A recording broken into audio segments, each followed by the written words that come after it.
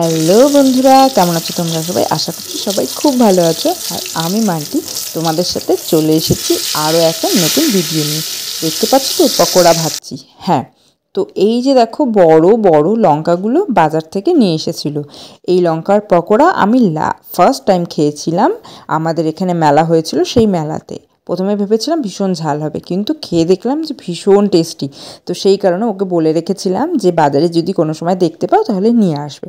তো ও নিয়ে এসেছিলো, কিন্তু আমি যেইভাবে তৈরি করেছি মনে হয় সেইভাবে লঙ্কার পকোড়াটা তৈরি করে না।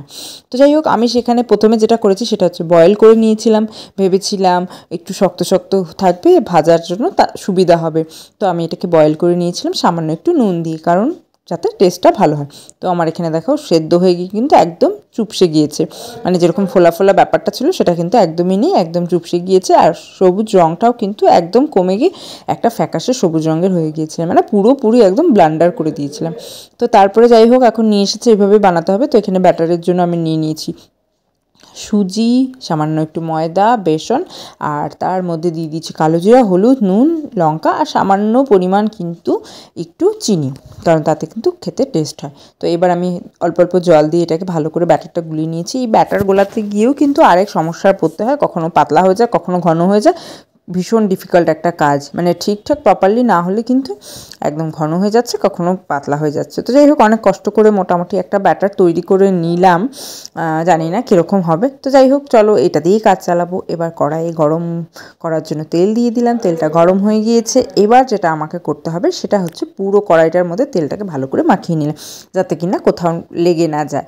তো এবার তেলটা কিন্তু ভালো রকমভাবে গরম হয়ে গেছে। এবার এক এক করে আমি লঙ্কাগুলো ছেড়ে দিচ্ছি। তো দেখো ব্যাটারটা মনে হচ্ছে একটু পাতলাই হয়ে গিয়েছে, যার জন্য এদিক ওদিক ছড়িয়ে গিয়েছে ব্যাটারগুলো। তো সেই কারণে আমি ভাবলাম এটাকে ফটাফট ভেজে টেজে তুলিয়ে নিই। তো এটা যতক্ষণ ভাজছে ততক্ষণ আমি এখানে একটা বাটিতে মুড়ি ভালো করে মেখে নিই, কারণ পকোড়ার সাথে মুড়িটা কিন্তু ভীষণ ভালো লাগে। হ্যাঁ, বেগুনিটা হলে বেশি ভালো লাগে। তো চলো আজকে এটা দিয়েই কাজ করব। তো এখানে আমি মুড়ি নিয়ে নিচ্ছি। তো আমার বাড়িতে সবাই মোটামুটি মুড়ি খায়, ইনফ্যাক্ট যিশুও মুড়ি খেতে ভালোবাসে। তো এখানে সামান্য সর্ষের তেল নিয়ে নিয়েছি। আর যিশুর যেহেতু এখন ওষুধ চলছিল, তো সেজন্য টক খেতে বারণ করেছে বলে আচারের তেল দিইনি, না হলে আমি কিন্তু মুড়ি ওই আচারের তেল দিয়ে মাখাটা বেশি প্রেফার করি, টেস্টটা কিন্তু ভীষণ হয়। তো এখানে আমি মুড়িটা ভালো করে মেখে নিয়েছি। আর তারপরে কিন্তু একটা বাটির থেকেই যেহেতু খাওয়া হবে না, বাবাকে আলাদা বাটিতে দিতে হবে।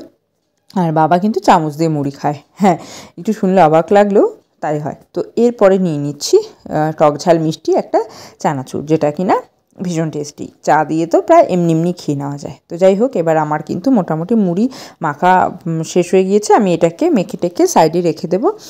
আর এক সময় কিন্তু এই মুড়ি মাখা, সন্ধ্যেবেলা মুড়ি মাখা তার সাথে কিছু ভাজা, এটাই কিন্তু প্রায় দিনকার টিফিন ছিল। বাট এখন আর সেটা হয় না। এখন আরও বিভিন্ন ধরনের খাবার দাবার তৈরি করতে করতে এই সমস্ত খাবারগুলো প্রায় উঠিয়ে গিয়েছে।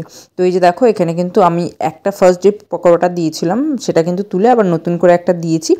তো এবার দেখতে পাচ্ছি যে ব্যাটারটা উল্টাতে গিয়ে দেখলাম ব্যাটারটা একটু গন্ডগোল হয়ে গেছে, তো আমি আবার এক্সট্রা করে ব্যাটার দিয়ে দিয়েছি। তো এই যে দেখো, আমি বাটি নিয়ে রেডি হয়ে গিয়েছি। এবার এই বাটিটাতে আমি বাবাকে দিয়ে দেবো, আর বাকি বাটিতে আমরা সবাই খাবো। তো এই যে দেখো, আমার পকোড়া কিন্তু একদম রেডি।